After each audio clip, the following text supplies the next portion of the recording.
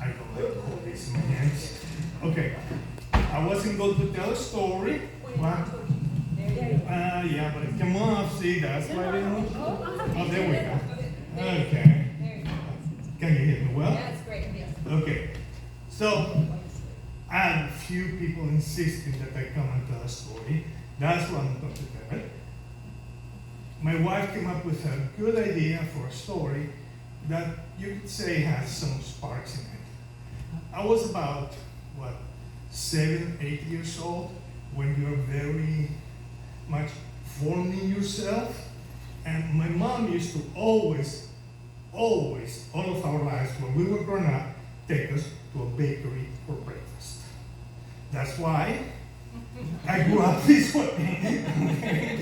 So that was what we were doing all the time. So we were in that Monday or some Thursday, whatever morning, having breakfast, and I was having my nice delicious pastry, and such stupid, big guy, to a tiny little boy like me, he was humongous. He comes and starts insulting people, bothering people, and my mother was about your size or a little bit shorter.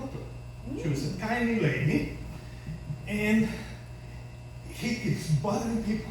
And finally, he starts kind of like getting frisky and pushing some people on the next table. My mother stands up, walks to him, grabs her umbrella, and bangs him on the head. And wow! And then she goes again, bangs him on the head again, and tells him, leave. And when he's hesitating, she bangs him on the head again, and the man leaves. And I was like, wow. And then my mother turns around and says, I may be small, but when I don't reach with my hand, I reach with my umbrella.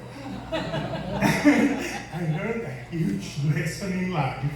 No matter the size of the person bothering you, you will reach one way or another, but don't let them.